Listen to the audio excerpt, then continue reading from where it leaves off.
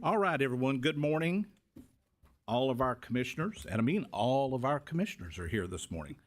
In accordance with the Open Meetings Act, Texas Government Code, Chapter 551, and the public notice published by the Texas Secretary of State, this in-person meeting, open meeting of the Commission on State Emergency Communications is hereby called to order on November 18th, 2025 at 10 a.m. Our first order of business is to certify a quorum, and as we noted, all of our commissioners are here today, so we don't have to excuse anybody for being absent. That's a record. That hadn't happened in a while. We also have a new commissioner here, Ryan Henry, who's an appointee of Speaker Burrows, and welcome to Ryan. We're glad to have you here all the way from Lubbock, between Clint over there and Amherst and you in Lubbock. The Panhandle is well represented today. One other quick note, because I think she may have to leave before we get done.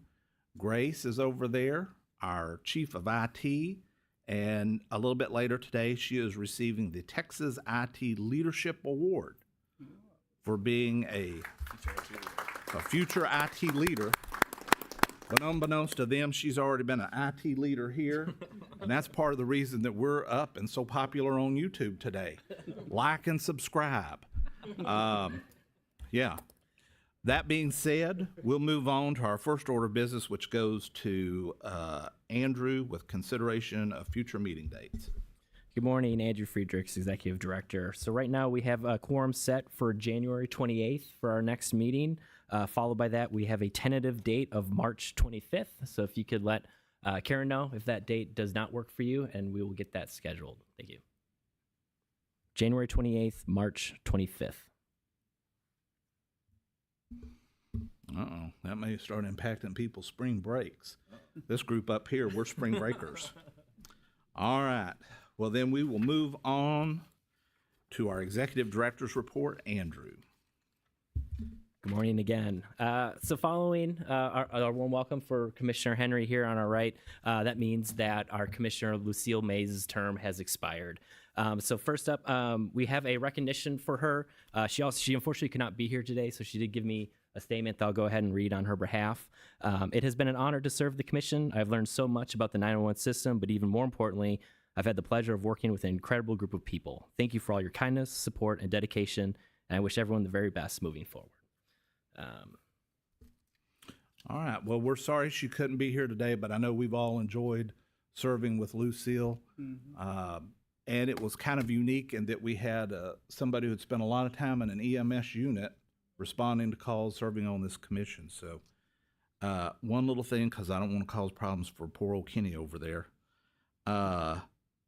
we do need to let everyone know that this is a public meeting, and if anyone wishes to comment on a particular agenda item, you can do so by stating your name, and you'll be recognized to speak, or you can always make that when we get to that point on the agenda. So again, if anyone has any public comments, I don't think there is anyone, but if there is, we would welcome you.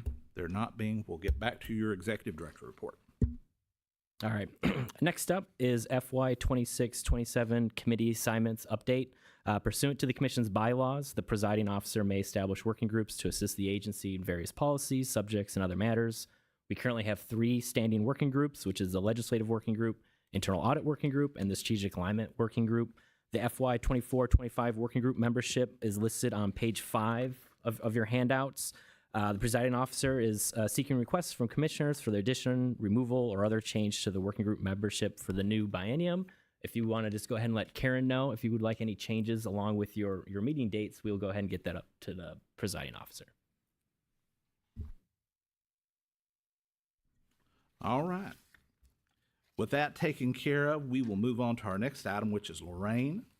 And that's consideration of our revised wireless prepaid wireless 911 fee distribution percentages.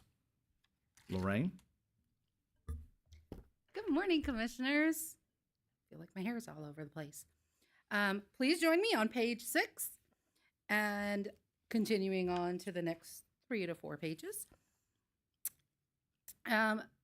This is regarding the wireless service fee proportional distribution percentages. The last time the Commission approved the wireless distribution was at the March 26th meeting of 2025, and that was as a result of the demographer's November 2024 report.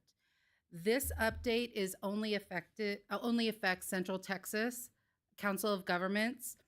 CT withdrew from the state program effective September 1st, 2025, and now operates as Central Texas Emergency Communications District effective September 2nd.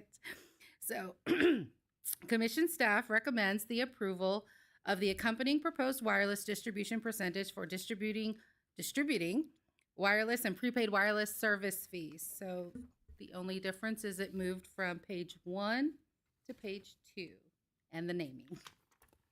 All other percentages stayed the same. Any questions?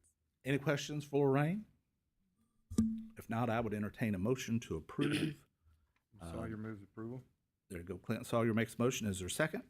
Van Steenberg will second. Van Steenberg seconds. Is there any further discussion? If not, all those in favor say aye. Aye. Any opposed say no. The ayes have it. All right. Thank you, Lorraine. And now we'll keep you up there for the appropriation year 2026 financial update with all the fun charts and graphs that we have in here now. I agree. Just to reiterate, my name is Lorraine Meek. I am the Chief Financial Officer, and we are continuing on to page 11 and 12. Don't forget, page 12 is the historical look of our financial report. But starting at the top regarding the revenues, for 2026 so far, as of October 31st, we have $2,300 in prepaid wireless, $3.8 million in regular wireless, and almost $374,000 in landline service fees, for a total of $4.2 million in service fees. Additionally, we have $3 million in equalization surcharge. For a total of $7.3 million in revenue as of October 31st. And with that, 17% of the year has lapsed to date. So when we compare that against the general revenue dedicated, 17% of the general revenue dedicated appropriation against our revenue, our receipts to date is under by 2.3 million. But this is the beginning of the year. We will continue on. And now as we look at the revenues as it compares to the comptroller's revenue estimate, we have brought in a little under 1.6 million than is estimated as of October 31st. But again, this is the beginning of the year. So we shall see how it continues to roll. The second portion is the expenditures.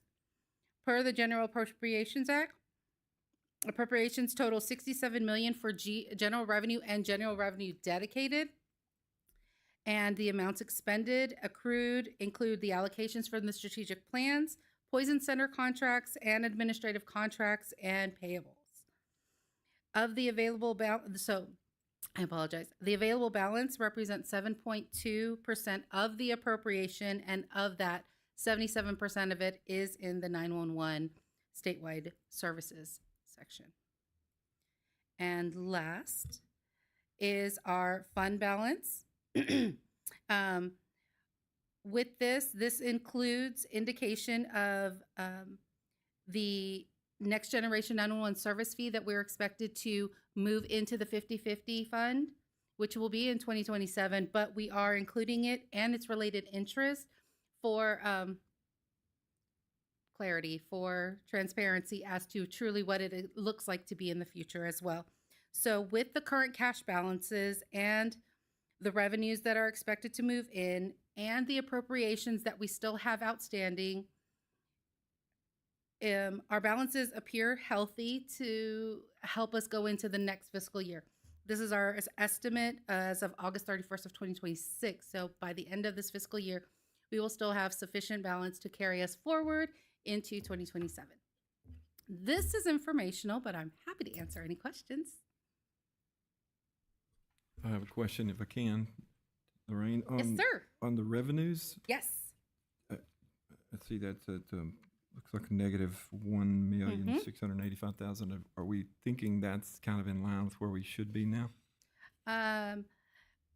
Yeah, I will say yes. In that, as the year ends 8/31, all of the revenues for not only the July that was received, but then debited or accounted for in August, but anything that's normally brought in August that would say be accounted for in September is also included as of the August 31st. So normally in our September, if you look at any of our revenues for, I don't say any, but it's either zero or lower numbers because of the fact that it's already accounted for in August.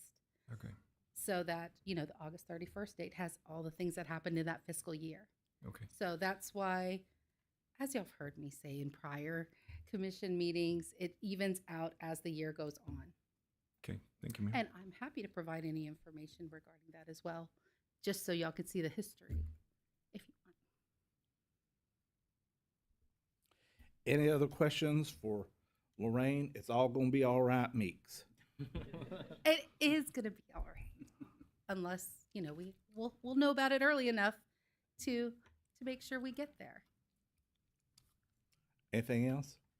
If not, I believe this is informational, so we don't have to approve this. So we'll move on to the next item. All right, Next Generation 911 Service Fund, Federal Grant Program, and Proposition 8 update. Noah.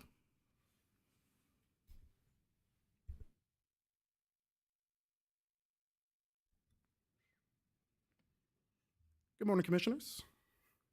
For the record, I'm Noah Gilliam, your Director of Contracting and Purchasing here at CSEC. I'm going to give you an informational update of where we stand for Next Generation 911, including the expenditures to date of the SB 8 program. If you'll direct your attention to pages 13 through 23 in your notebook. On page 17, you'll see the total right now. We're sitting at 78% of all expenditures reimbursed to date. We're at 77% of the time elapsed, so we're ahead. We're still trucking right along, being ahead. Did want to give a couple of mentions to where we currently sit as far as closeouts. We are about a year out from the end of the program. We have 3 entities that are pending closeout, 1 district and 2 municipal districts. And then we actually have 7 entities that have fully closed in the program. So we're happy to start to see that. Frank and I have been hard at work trying to make sure that we get everything that we need to fully close these folks out and get them the services and equipment that they need.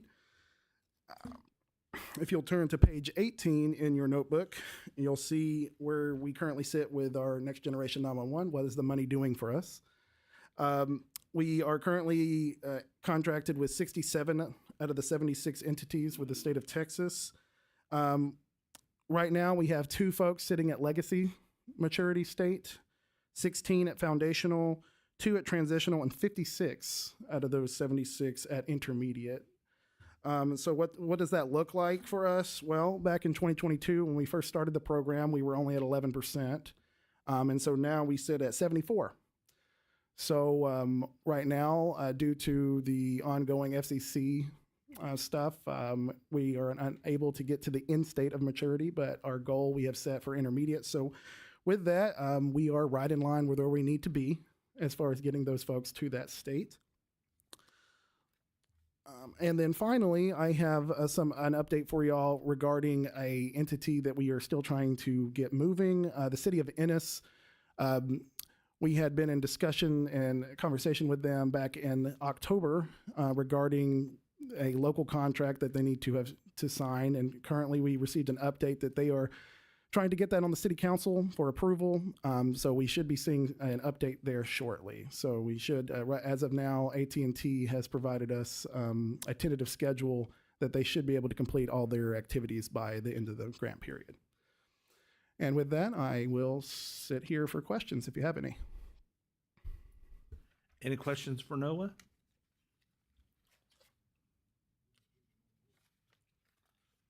I think your chart on page 20 is real good. That's a good chart for a lot of people to see. All right. Well, if there's no questions for Noah, I think this is just an update. No approval required on our part, so we're good. Thank you, sir. Thank y'all. All right. Kenny, you got some throat lozenges? You got a couple items up here. The first is Under rulemaking, consider the proposed amendments to Rules 250 or 252.2, 252.3, and 252.5 through 9, and a proposed repeal of Rule 252.4. Noah? Or I'm sorry, Kenny?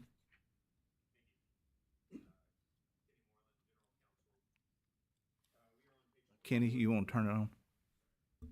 Hear me now? Great. Kenny Moreland, General Counsel. As Chairman Beecham stated, we're here to discuss a number of proposed amendments to Chapter 252. We are on page 24 of your notebooks. Just to recap kind of how we got here, at a previous meeting, we voted to open Chapter 252 for its 4-year review. That review is required of all state agency rules to assess whether the reasons for initially adopting those rules continue to exist. So we published notice of opening this chapter for review on August 15th. And in that notice, we noted that we had identified possible revisions to sections 252.2 through 252.9 that gave members of the public, any interested parties, the opportunity to submit comments for us to consider on those possible revisions before we brought them to the commission and then published notice of proposed amendments. We have received no comments or questions on Chapter 252. So today, we are providing you with the proposed revisions that staff has identified. Generally speaking, these are changes that are intended to clean up the chapter, reduce inefficiency, improve clarity, track statutory requirements more consistently, improve or more accurately describe our processes at the agency, and also update some of the terminology. I recognize that this is a lot to take in, all of these changes to 252, but I will point out that many of these rules haven't been touched in a very long time. We're talking 7 years, 9 years, in some cases 14 or more years since we have touched these rules. So they are ripe for review with kind of fresh eyes at this stage. So my staff report goes into detail about each of the proposed changes, and the attached document that follows on page 29 will show you exactly what would be submitted to the Texas Register. It has the exact changes. Additions are underlined texts. Deletions are struck through. So I don't want to go step by step. We'd be here all day if I went into every little minutia. I just want to give you kind of a high-level overview of each rule we're touching and give you the opportunity, if you have any questions about that specific rule, to ask those. So I know a lot of times we wait to the end of a staff report or an agenda item for questions. I would encourage any of you, if we're discussing a rule, to raise your hand and stop me, and we can talk about that rule at that time while it's fresh rather than holding them till the end. And then the last reminder I'll give, just the rulemaking process. We are taking action today to potentially propose these rules. That means they will be published in the Texas Register for the public to see, and then the public gets a 30-day comment period.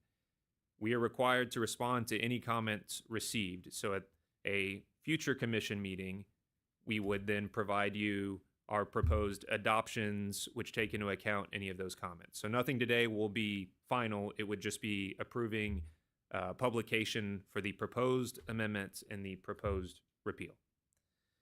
All right, so I'm going to go ahead and start on 252.2 and the specific changes we're making, just giving kind of a broad overview. 252.2 relates to hubs. That's historically underutilized businesses. As you'll see with many of the rules in this chapter, this is a rule that we are required to have by law. All agencies have to have a rule addressing hubs. Our proposed amendments to that rule are not going to substantively change the hub process for CSEC. They are just deleting unnecessary language, simplifying, and cleaning up cross-references to the CPA, the comptroller's rules. Does anybody have any questions about that rule or the changes to it? Okay, hearing none, we'll go on to 252.3. This pertains to the state employees' sick and family leave pools. Once again, a rule required to have by law, and we are proposing non-substantive changes to clean up the description and clarify the procedures for our employees. This pool allows an employee to donate unused sick leave to be used by other employees, and there are certain procedures that have to be followed, and we lay those out in the rule.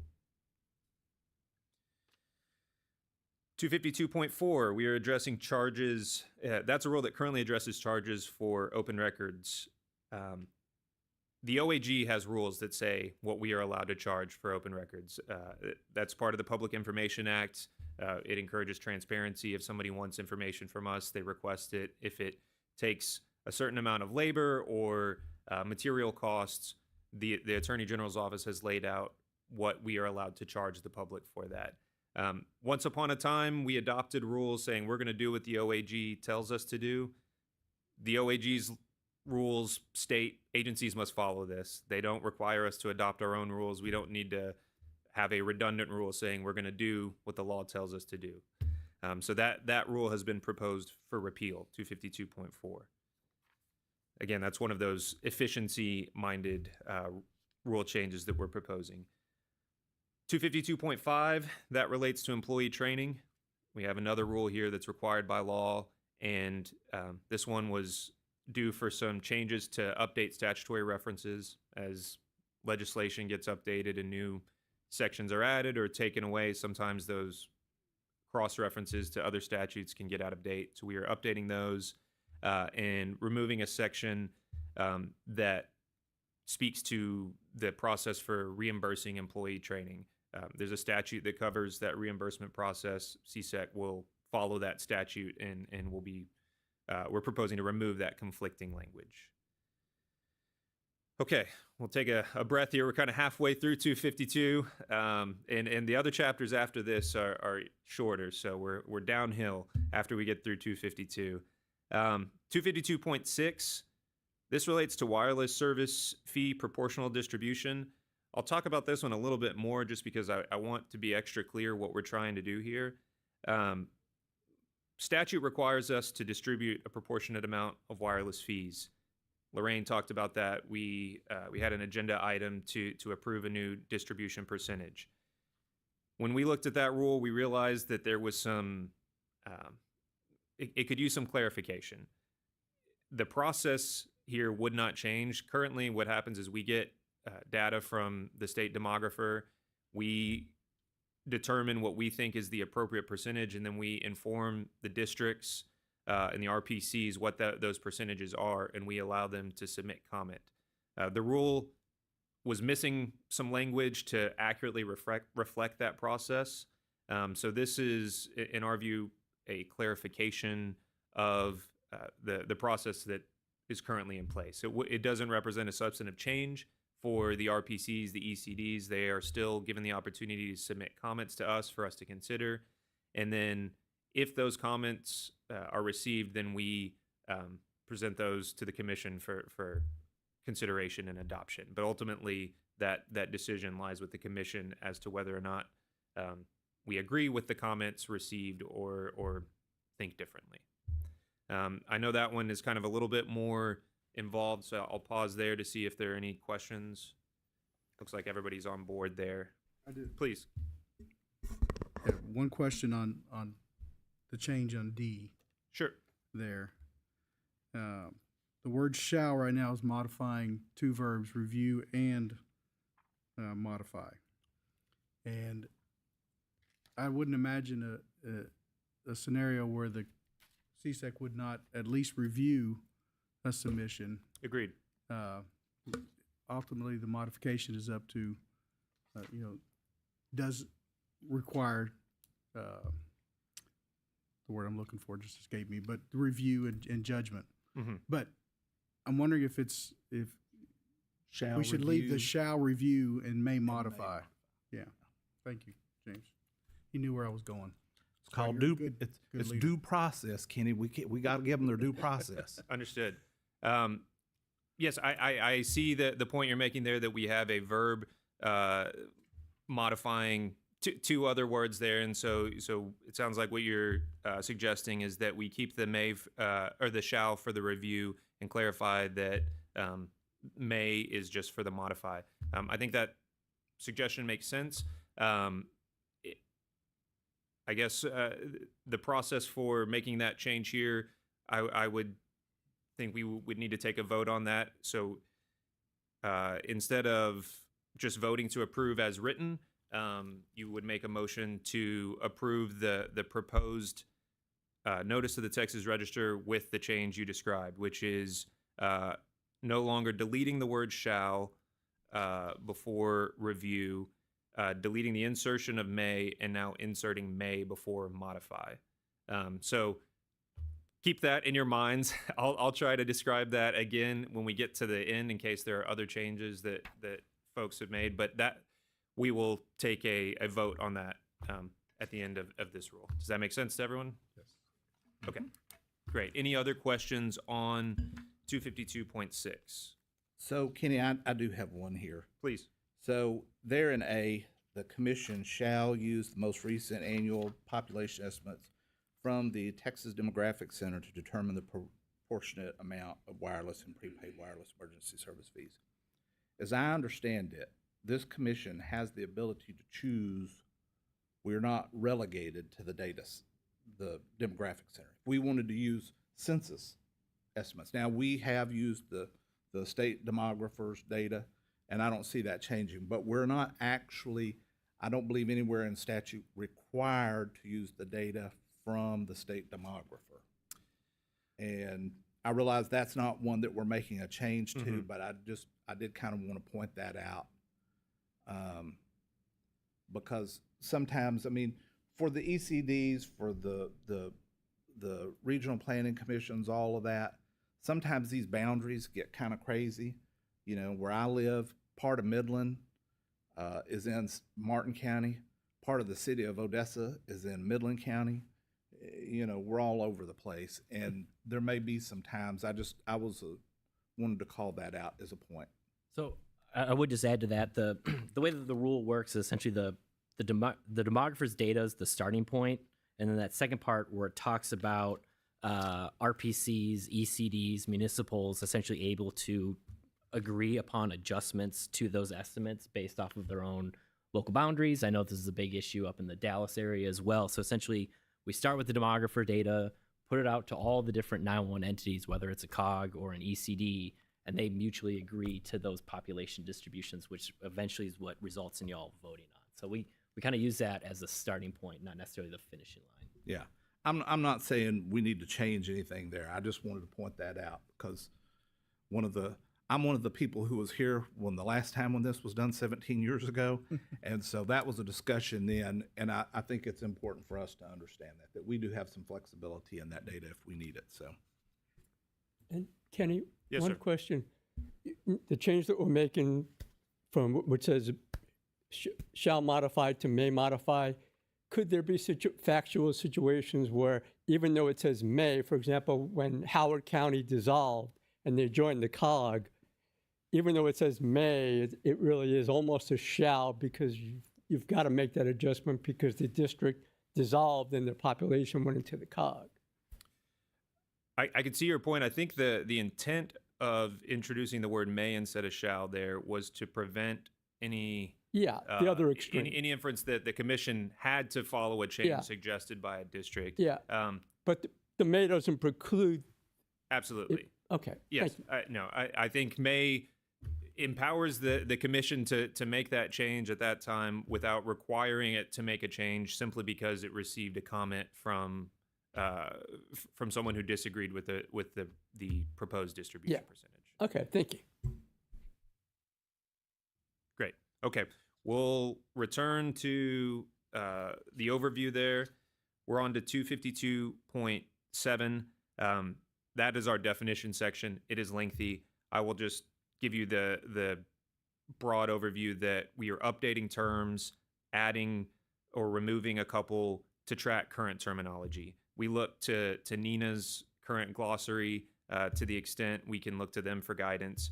So there are a number of definitions being updated or changed in some way. So if there are any specific definitions that folks have a question about, we can address that. Otherwise, we'll move on from that to the next item.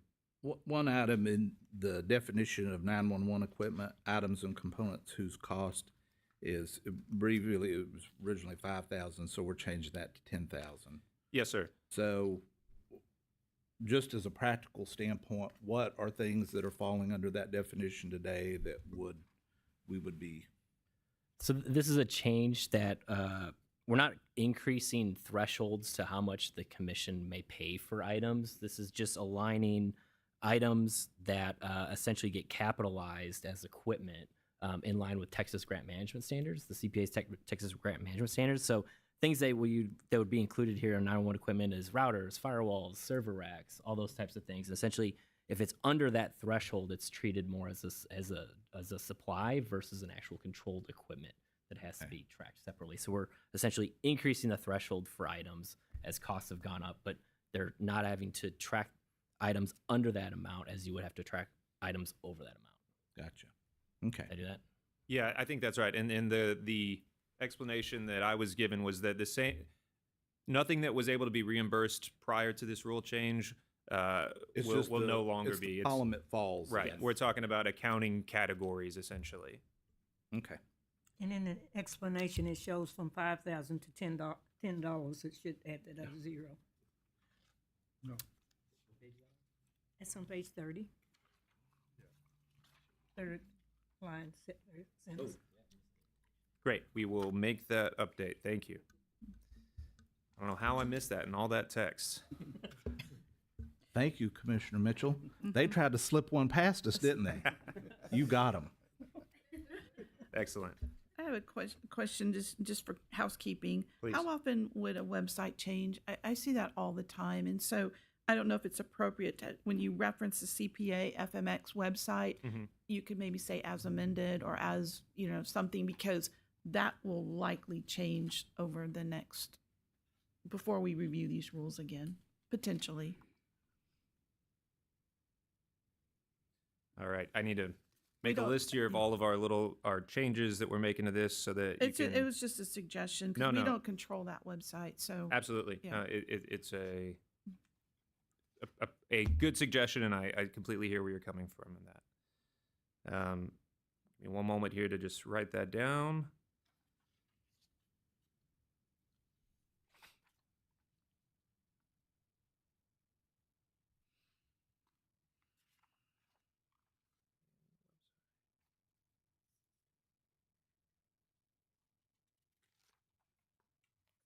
Okay, thank you. All right, we are back with 252.8. That's a rule that deals with the Emergency Communications Advisory Committee, also called ECAC. Our statute, Health and Safety Code, Chapter 771, permits CSEC to coordinate with ECAC on the development, implementation, and management of an ESI net. Our changes here, there are some non-substantive clarifications where we're just trying to clean some stuff up, but there is a substantive change that we are proposing that I want to make clear, and that is that CSEC's executive director, who currently serves on that 7-member board in an ex officio capacity, we are proposing for the ED to now have a voting role on that 7-member board so that the ED can have a more active role in the decision-making process. That was something that I think staff and Andrew identified as beneficial to ECAC's mission.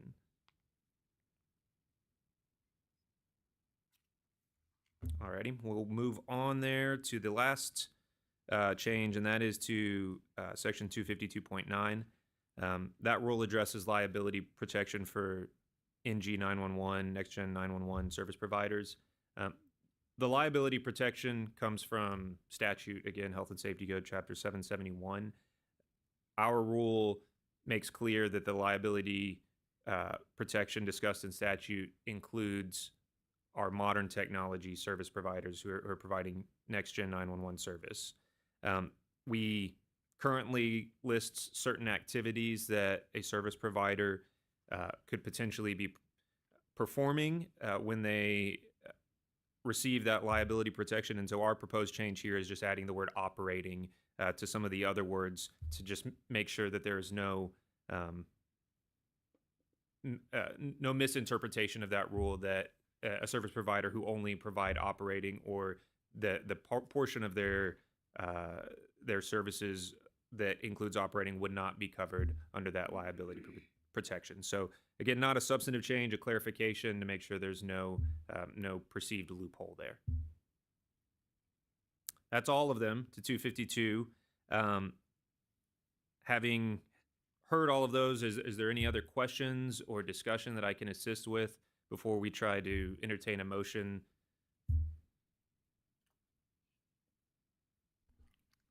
Really? I mean, he spent a lot of time working on this. Somebody need to pepper him on something else. I mean, Richard, come on. I mean, you're not going to let a fellow lawyer off this easy, are you?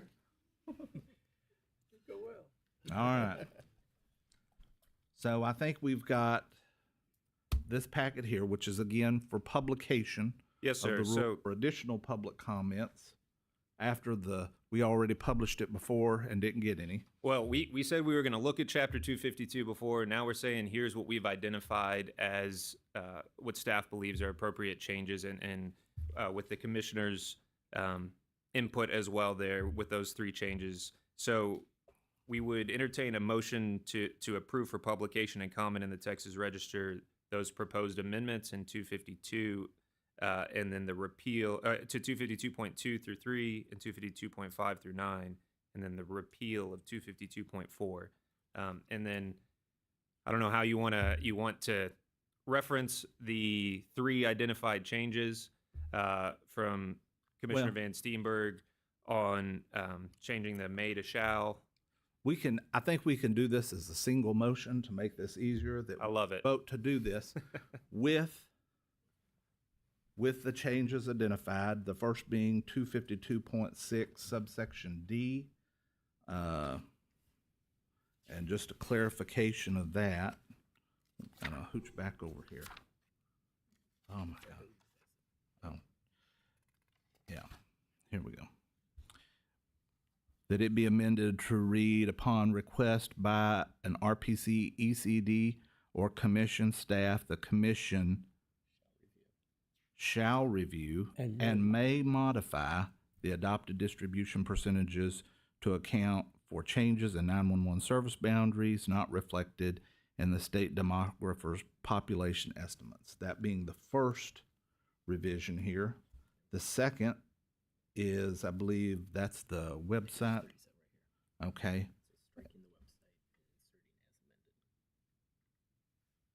That's on page 37. Okay, say what you want me to say there. Striking the website and adding the text as amended. Okay, striking the website and adding the text as amended.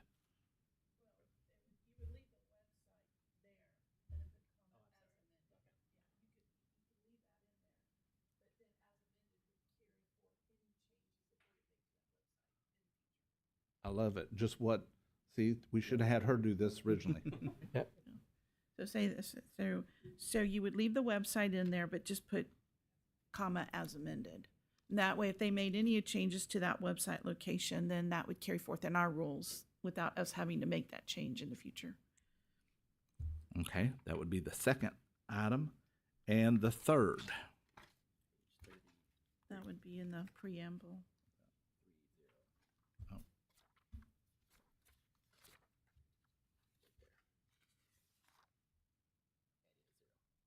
Okay. Yeah. On 257 or 252.7, a couple sentences down, the minimum value for capital assets in current subsection B7 is increased from 5,000 to 10,000. So adding that additional zero for consistency with the Texas grant management standards. And that would be the third change to the proposed rules for publication before us. That being said, is there anything else that we've missed? If not, I would entertain a motion to publish the proposed rules for publication as amended in this motion? Muscat so moves. There's a motion. Is there a second? Van Steenberg will second. Muscat makes the motion. Van Steenberg makes the second. Is there any further discussion? There being none, all those in favor say aye. Aye. Any opposed say no. The ayes have it. Kenny, it's unanimous. We are unanimous. Excellent. All right. Now, if that wasn't enough, Hope you're you weren't coming tired back of me. for rulemaking. Consider proposed amendments to Rules 253.1 and 253.3 through 5. Kenny? All right. Sequels usually aren't as good as the original, but we'll do our best here. All right, so we're on page 45, and this is chapter 253. This chapter is titled Practice and Procedure. We, much like the other one, I don't want to go step by step on every little change, so I'm going to give you those broad overviews.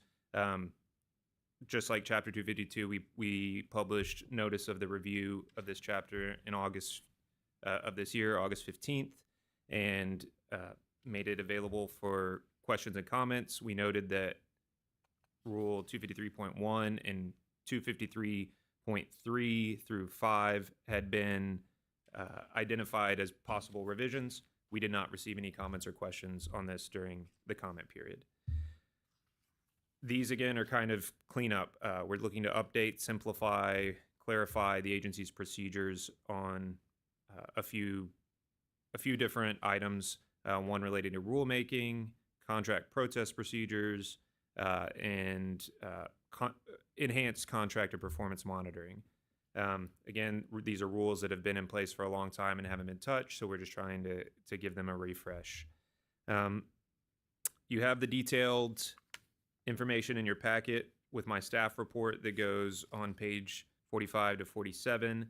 Then once again, you have the proposed document for publication beginning on page 48. So we'll give you the four rules that we're looking to touch here and kind of a broad overview of what we're doing with them, and see if there are any questions or discussion we want to have on those. So 253.1, this relates to petitions for rulemaking by interested persons. Obviously, this rulemaking was staff initiated, but if somebody had a rulemaking item, they could petition the commission to consider that idea. We're required to have this rule by law. The changes we're proposing today are just to track the statutory requirements closer and, most importantly, prevent possible abuse. There's some language in there that requires us to take rulemaking action in a way that departs from what the statute is. So we're just looking to track that closer, still give that due process as Chairman Beecham noticed or mentioned, but do it more in line with how the statute requires that process be handled. If there's no questions on that, I'll jump to 253.3. This relates to vendor protests and purchases. Protests of purchases. So if we do an open bid and we award to one vendor and the other vendor believes that something didn't go as according to law or believes something, they disagree with how it was handled, this is our process for how we deal with those protests. This is another rule that we have to have by law. We've proposed some changes here today to basically swap the role that is currently occupied by the general counsel with the director of contracting and purchasing. We looked at similarly situated agencies, and they had the director of contracting and purchasing, or that equivalent role in that role for their vendor protests, and we determined internally that it would be more appropriately handled by our director of contracting and purchasing. The GC still does have a role in the process. It's not this particular part that we're swapping out with the director of contracting and purchasing. How's Noah feel about that back there? Yeah, he was out that week when we made that Yeah. decision, I was so gonna this might be say. news to him. No, he was good with it. Okay, hearing no questions, we'll jump to 253.4, which deals with negotiated rulemaking and alternative dispute resolution. An agency is permitted to utilize those processes, and if they do, they have rules dictating how those are handled. We are just trying to track the law more closely, updating that process to be consistent with the enabling statute there. And then the last one, 253.5, that's enhanced contract and performance monitoring. Another rule required by law and another non-substantive change, cleaning up language to just ensure that we are informed of those contracts at the next meeting. We looked at that language and thought that it could be misread to say that the commission just had to be notified at the first meeting of the fiscal year. That was not the intent. Obviously, Andrew and I know that we would bring it to the next meeting, but in the event that Andrew wins the lottery and runs out on us and we have another executive director, we want to make clear that it's the next meeting and not just the first meeting of the fiscal year. That's everything in 253. I would recommend that the commissioners vote to approve for publication and comment these proposed amendments. If there are any questions on those or discussion, I would be happy to answer those, assist with the discussion prior to any vote. If you go back to 253.1, petitions for rulemaking before the commission, Yes, sir. and you go down there to what becomes section 2, within 60 days after submission of a petition, the commission shall either deny the petition in writing, stating its reasons for the denial, or shall initiate rulemaking proceedings. So we generally meet about every other month, but sometimes, like right now, we'll have more than 60 days between now and the next meeting. What happens in that if I'm just worst case scenario, you got something tomorrow and we've got a 60-day deadline there? Well, so previously, if we didn't do that, we were required to initiate rulemaking. We would have the option to schedule a meeting. Currently, we meet in person, but this board is authorized to hold meetings remotely if we needed to. Here for that. If I'm coming, we're all coming. Yeah, Just that's right. FYI. That's right. So I think Be a if party. we ran into that situation, we would address it then with the options in front of us, which is would we schedule another meeting within those 60 days, or would we utilize the technology available to handle that remotely? But that's we looked at other agencies and didn't see anything similar to that requirement to initiate rulemaking procedure after that 60 days. The 60-day requirement, that comes from statute. So that was not an invention of CSEC. Gotcha. Okay, so we'll just deal with it. All right. Well, I just want to make sure. Understood. I also think when that was first written, the option to have like virtual meetings didn't exist. So, Sure. and also there were difficulties getting quorum sometimes. So I think that's why that last sentence was added. But I think at this point, you have more options that existed before. And also just, the way it was written is essentially required me to initiate rulemaking proceedings on behalf of the commission, where I felt that that's the commission's decision, not mine to make. Yeah. This was a Just rule that was put in place in 2003 and hasn't been touched since then. So Yeah. as And Commissioner I think Muscat- you've only had one petition for rulemaking in all that time, maybe two. inevitably we'll have one next month now that we've talked about it. Chip, did you have one? No. Oh, okay. Just preparing. All right. Well, that being said, this is another one of those published documents for consideration and comments. So, that being said, do we have any other questions? Then I would entertain a motion to approve. Van Steenberg will make the motion to approve as submitted. Is there a second? There's a motion and a second. Any further discussion? All those in favor say aye. Aye. Any opposed say no. The ayes have it. And for all those people out there who are watching this on the YouTube, like and subscribe, because these items will be back. It's like a Netflix series here. You can see the follow-up. Tune in next time. There you go. All right. Thank you, Kenny. We'll move on to 911 Service Program. Item 1, Emergency Communications Advisory Committee. Consider for approval the appointment of Pete Dela Cruz, Mike Hayes, and Susan Carr. Heather, will recognize you. Good morning, Commissioners. If you will, for the record, my name is Heather Barnes, Director of Programs. If you'll please turn to page 56 in your notebooks. Health and Safety Code 7770511 authorizes the Commission to establish the Emergency Communications Advisory Committee, while Commission Rule 252.8 establishes and governs ECAC's advisory role. Per 252.8, members serve staggered 3-year terms, with the following members' terms expiring December 31st. Pete Dela Cruz of Southeast Texas, Mike Hayes of Greater Harris County, and Susan Carr of the City of Plano. Staff requested and received nominations for member appointments for terms beginning January 1st, 2026 and expiring December 31st, 2028. Those nominations include RPCs via TARC recommended reappointing Pete Dela Cruz, statutory ECDs via the 911 Alliance recommended reappointing Mike Hayes, and the municipal ECDs via MECTA recommended reappointing Susan Carr. Staff recommends that the Commission vote to reappoint the above-named individuals for the term specified to the Commission's Emergency Communications Advisory Committee. Any questions? All right, any questions for Heather? If not, we would entertain a motion to approve. Van Steenberg will make the motion to approve. Grow seconds. There's a motion and a second. All those in favor say aye. Aye. Any opposed say no. The ayes have it.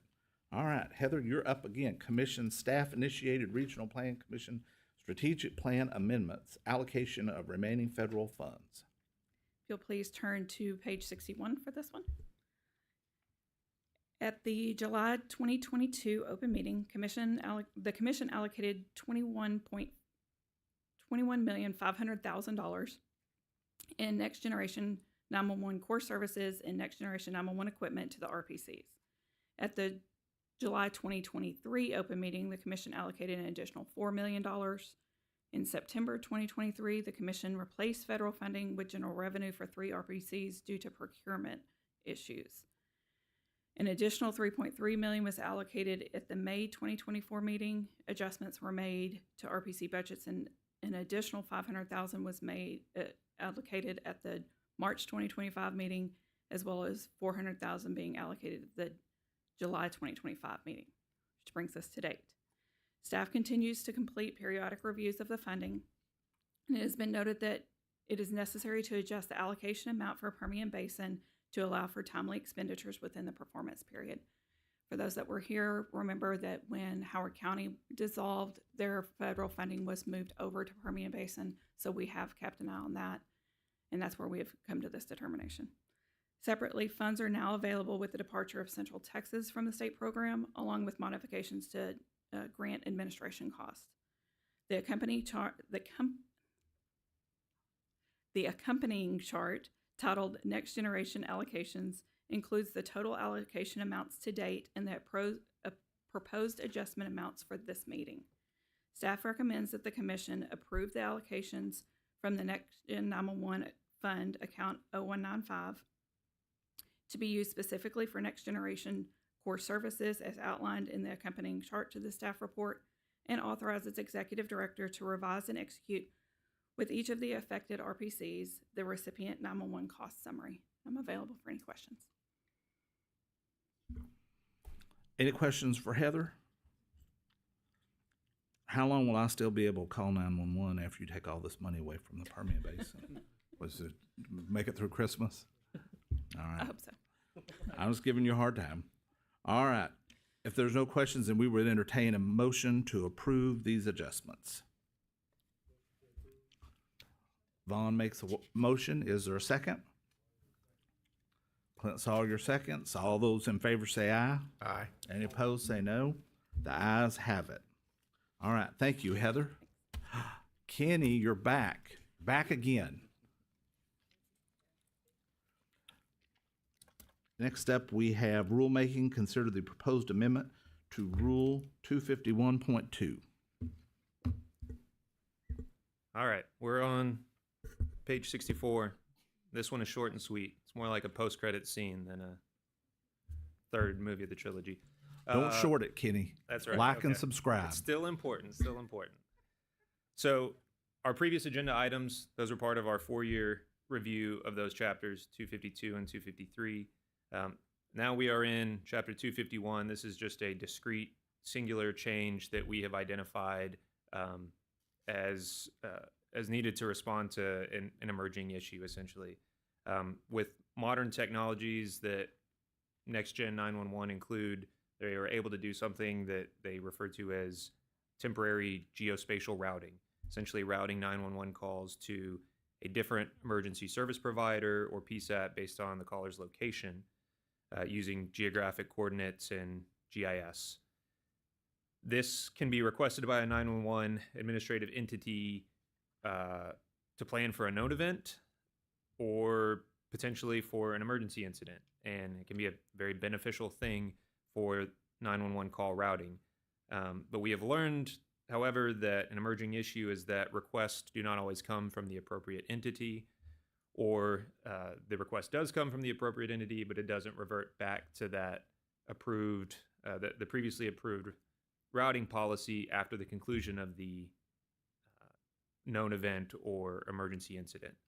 And so what we're proposing today is to amend an existing rule, 251.2, which deals with 911 service standards, and specifically the subsection that deals with degradation of 911 service, to essentially institute some guardrails for this process. We want 911 administrative entities to use this, but to use it in the right way, essentially.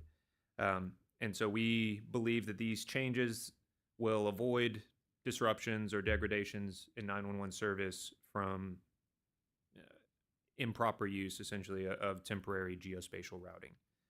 So you'll see my staff reports on 64, 65. You will see the proposed item to be submitted to the Texas Register.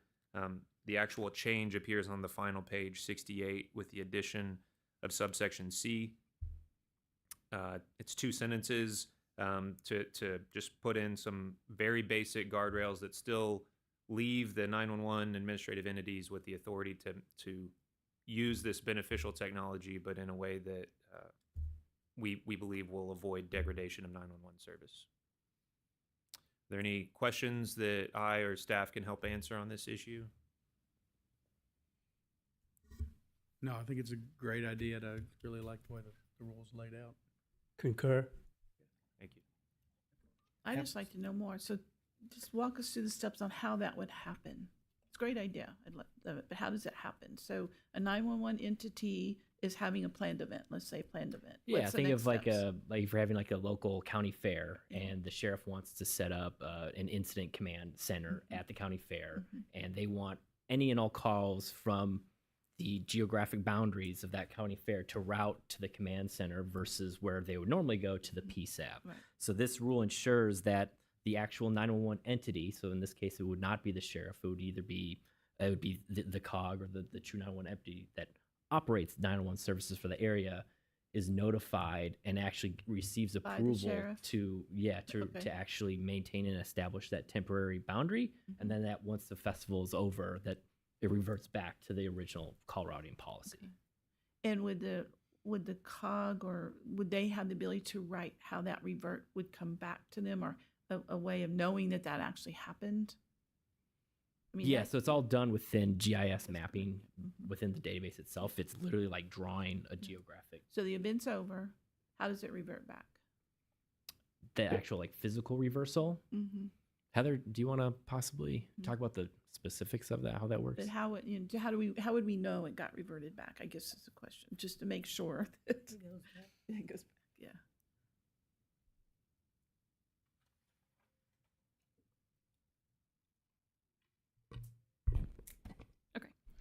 So they would work with their next-gen core services provider, that they would put the information into the system ahead of time, and it would have to have an expiration date on going back to the original routing of the call. And then the provider would be the one that would actually do Revert that. back to that. Okay, thank you. Any additional questions? Good job. All right. Well, there being none, then we would entertain a motion to, I believe, is it to publish? the proposed rule? Amendment to Rule 251.2. Muscat, motion to publish. Is there a second? Scruggs seconds. There's a motion and a second. Any further discussion? If not, we would say all the people in favor say aye. Aye. Any Aye. opposed, say no. The ayes have it. All right. Final up, Poison Control Program. James, if you'll come up, have the Poison Control Coordinating Committee consider the approval, or for approval, the appointment of Anthony Tarango and Ronica Farrar. Good morning, Commissioners. For the record, my name is James Johnson, and I'm the Poison Control Program Manager.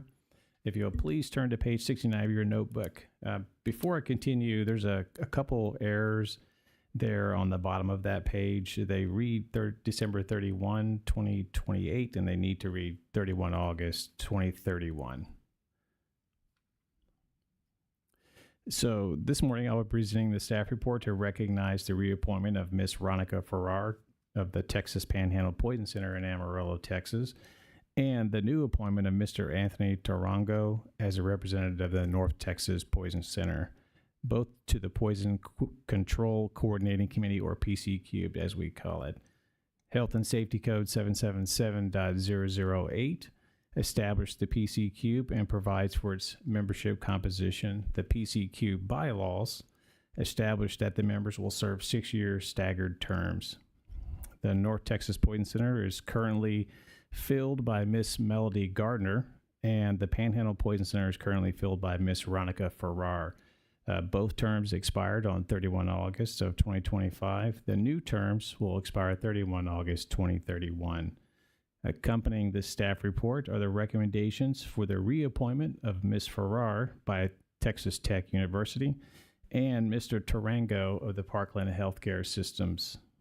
Commission staff recommend that the Commission vote to recognize Ms. Farrar as the Texas Panhandle Poison Center representative on PC Cube and Mr. Tarango as the North Texas representative, subject to your questions. So just to clarify, this would be for terms that expire August 31st, 2031.